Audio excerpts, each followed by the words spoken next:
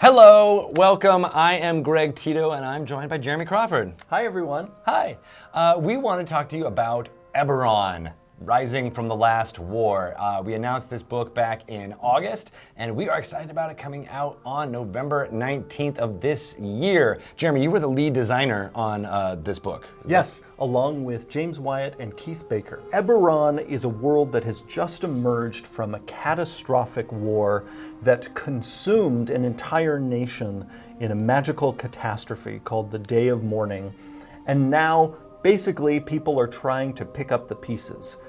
This isn't a world, though, just of war. It is also a world where magic and science essentially have joined together to create magic-fueled technology, lightning trains, airships, including also artificial people called Warforged, who were created to be living weapons of war, but who have now gained their freedom and their selfhood and have to find their way in a world where they're no longer weapons, they're people, and they get to navigate their way, going on adventures with people of other species, and like all of the characters in the world of Eberron, also engaging with that world's sort of pre-modern version of various things, newspapers, espionage agencies, these essentially corporations called the dragon-marked houses that use their magical abilities to monopolize various areas of commerce,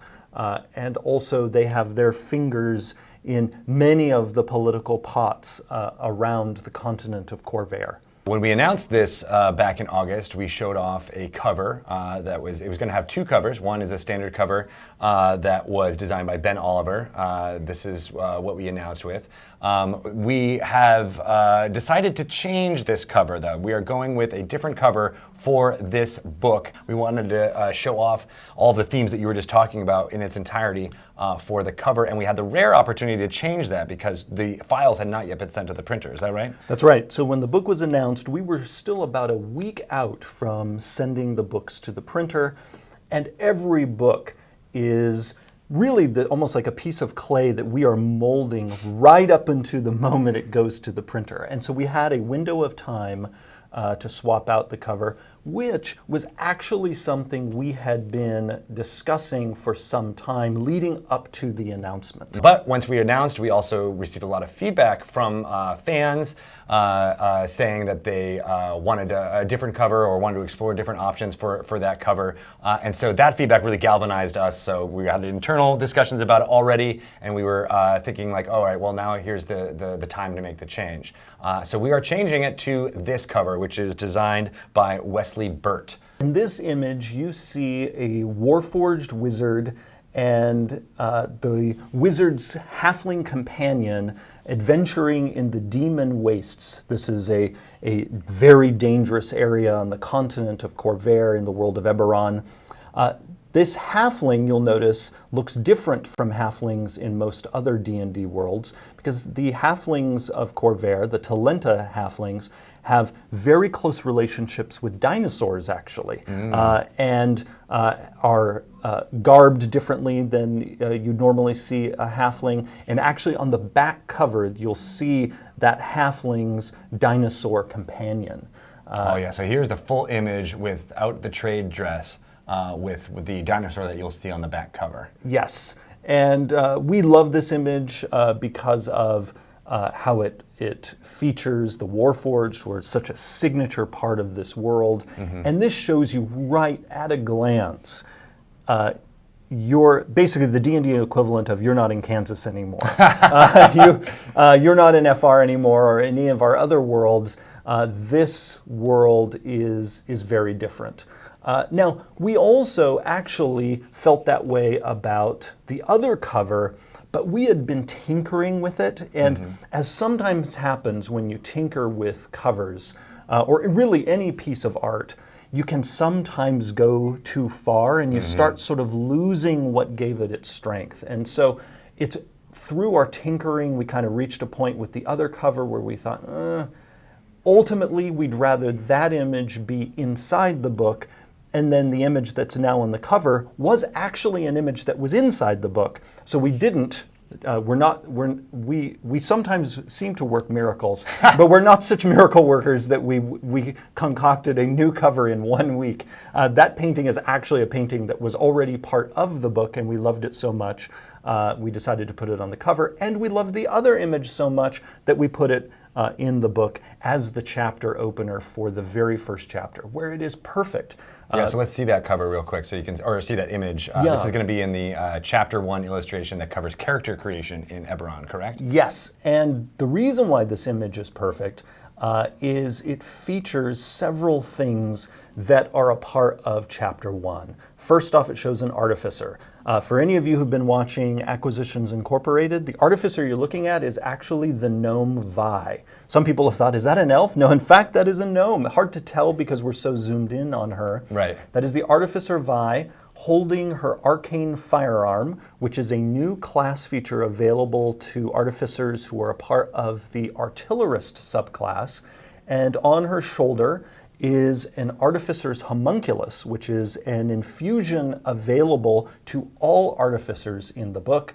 And then down below, Vi is accompanied by her warforged companion, who is clad in heavy armor plates, because we talk about also in this chapter the ability of warforged to attach armor to themselves. And so if anyone is wondering, why does this warforged look so unusual? It's because it is clad in heavy armor using one of the options described in this very chapter, which is why I say in the end, it was really a happy development for us that this painting moved to chapter 1, because it illustrates a number of the things that are basically part of that chapter's meat. There's no change to the alternative cover by Vance Kelly. That will still be available only in game stores. Again, no change there. But for those of you, the standard cover that you'll be able to get in everywhere will be this one by Wesley Burt.